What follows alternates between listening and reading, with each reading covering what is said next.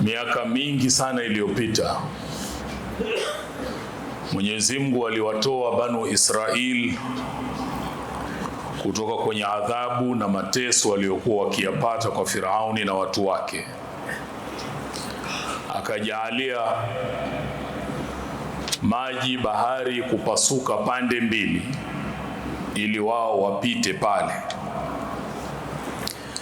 na analieleza tukio hili sehemu mbalimbali katika Qur'ani. Miongoni mwa sehemu hizo ni katika suratul A'raf aya ya 138.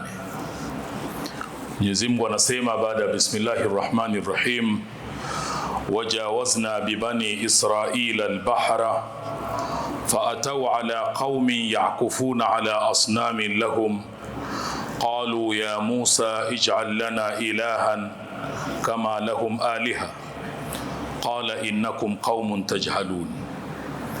Anasema Mwenyezi Mungu alipowavusha kwenye bahari Bani Israeli, upande wa pili wakawakuta watu wanaabudia masanamu, wana masanamu yao wamekaa pale wanayaabudia. Walipoona vile wakasema, Musa, hebu tujalie na sisi tuwe tuna Mungu ambaye tunaweza kumshika tukamuhisi tunaye kama hawa walivyokuwa na miungu yao. Mwenyezi Mungu anasema, Nabii Musa akawaambia, innakum qaumun tajhalun, nyinyi ni watu wajinga, mmeshindwa kujua haki na ukweli, mmeshindwa kufanya tathmini ya kile mlicho nacho mpaka mnafikia kuwaona hawa ndo wana kitu bora, na mnataka na nyinyi mtengenezewe muwe na kitu kama hiki.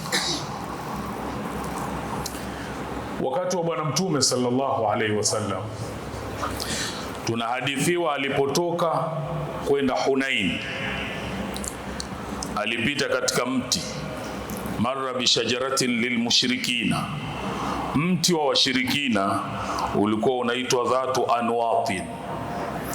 Mti ule wao walikuwa wanatundika silaha zao na vitu vyao vingine wakiuabudia.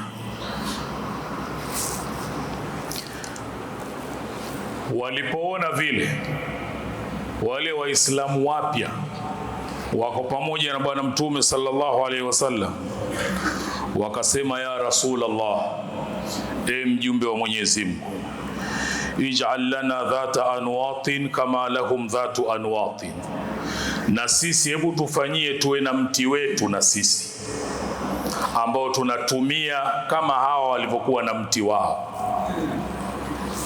Waliposema maneno haya, wakamkumbusha Bwana Mtume sallallahu alaihi wasallam tukio lililotokea miaka mingi iliyopita. Akasema, subhanallah, kwa mshangao, hadha kama qala qaumu Musa, maneno haya ni kama walivyosema watu wa Musa, ij'al lana ilahan kama lahum alihatun. Kisha akasema, walladhi nafsi biyadi, na hapa kwa yule ambaye nafsi yangu imo ndani ya milki yake, la tarkabunna sunana man qablakum, mtafuata njia, taratibu, mila na desturi za waliokuwa kabla yenu, shibran bishibrin wa dhira'an bidhira'in, yani wakibandua nyinyi mtakuwa mnabandika miguu yenu. Matukio mawili haya yanatufunza na kutupa tahadhari kwamba si sawa kubeba ugonjwa wa kuwa sisi tunataka kuwa kama wao. Unaweza kuwa unafanya biashara na wenzako, wewe unao utaratibu kama Muislamu, wapi uende, wapi usiende, nini ufanye, nini usifanye, lakini ndo unaye competitor wako hana mipaka. Usiingie kwenye mtego wa kwamba na mimi nataka niwe kama yeye. Unaruhusika kwenye yale tu ambayo Mwenyezi Mungu ameyaruhusu kama Muislamu, ama ya nje ya hapo usitoke kwenye mstari wako kwa ugonjwa wa kwamba na mimi nataka kuwa kama wao. Mwenyezi Mungu atujalie tuwe miongoni mwa waja wake walio wema wanaosikiliza maneno na wakafuata aliyokuwa mazuri. Wallahu subhanahu wa ta'ala yaqul fa idha qara'ta al-Qur'ana fasta'idh billahi minash shaitanir rajim. A'udhu billahi minash shaitanir rajim. Bismillahir rahmanir rahim. Wajawazna bi bani Israila al-bahra fa'ataw ala qaumin ya'kufuna ala asnamin lahum qalu ya Musa ij'al lana ilahan kama lahum alihatun qala innakum qaumun tajhalun. Sadaqallahu al-azim. Barakallahu li wa lakum bil Qur'anil azim wa nafa'ani wa iyyakum bil ayati wa dhikril hakim. Aqulu qawli hadha astaghfirullah al-azim li wa lakum fastaghfiruhu innahu huwal ghafurur rahim wa huwal barrul karim.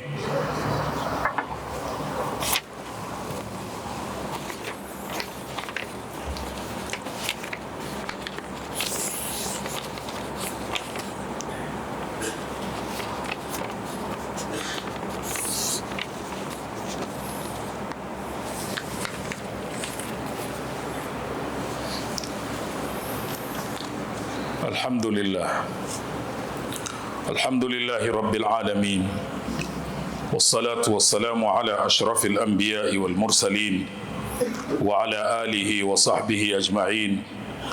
أما بعد أوصيكم ونفسي بتقوى الله تعالى. Ndugu Waislamu, na wahusieni pamoja na kuihusia nafsi yangu katika kumcha Mwenyezi Mungu Subhanahu wa Ta'ala, kwani wajapata waja wa Mwenyezi Mungu kuhusiana jambo lililo bora kabisa kuliko hili la kumcha Mwenyezi Mungu Subhanahu wa Ta'ala. Ugonjwa huu wa sisi kutaka kuwa kama wao ni ugonjwa mbaya sana. Unakupofusha miongozo yako, taratibu zako, namna unavyotakiwa ufanye kama Muislamu.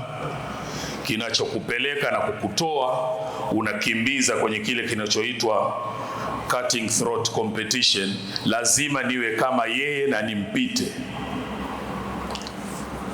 Bwana Mtume sallallahu alaihi wasallam anasema ad-dunya sijnul mu'mini, dunia hii ni jela ya muumini, wa jannatul lil kafir, na ni pepo kwa asiokuwa muumini. Bwana mmoja wa Kiyahudi alimuuliza swali kuhusu hadithi hii mmoja katika wanazuoni wetu wakubwa, Ibn Hajar al-Asqalani rahimahullah. Alimwambia inawezekanaje, kwa sababu Ibn Hajar alikuwa hali yake nzuri na yule Yahudi yeye hali yake mbaya maskini.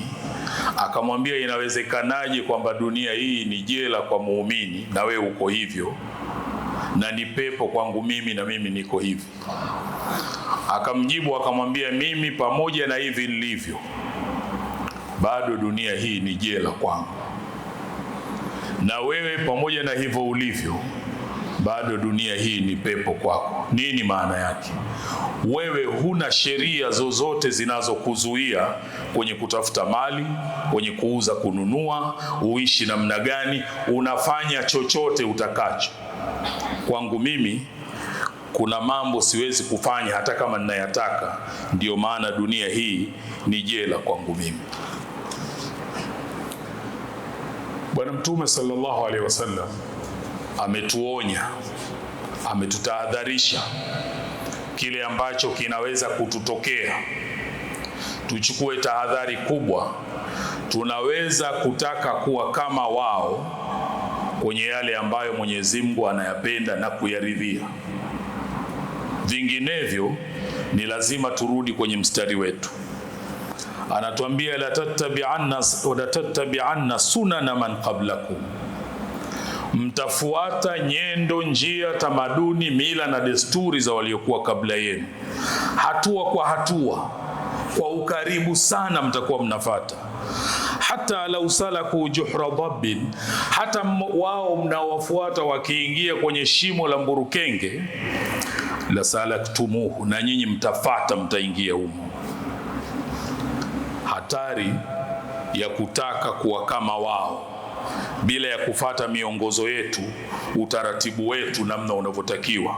Muumini anafungwa na mipaka ya Mwenyezi Mungu, anazuiwa kwenye matamanio yaliyo ya haramu.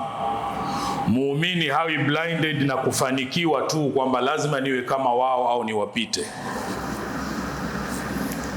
Vipi ikitokea mpinzani wako kwenye biashara,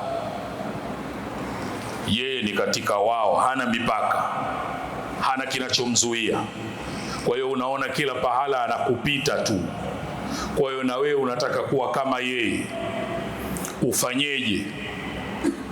Ilikwishatokea nyuma wakati wa Nabii Musa alipotumwa yeye kwenda kwa Firauni na ndugu yake.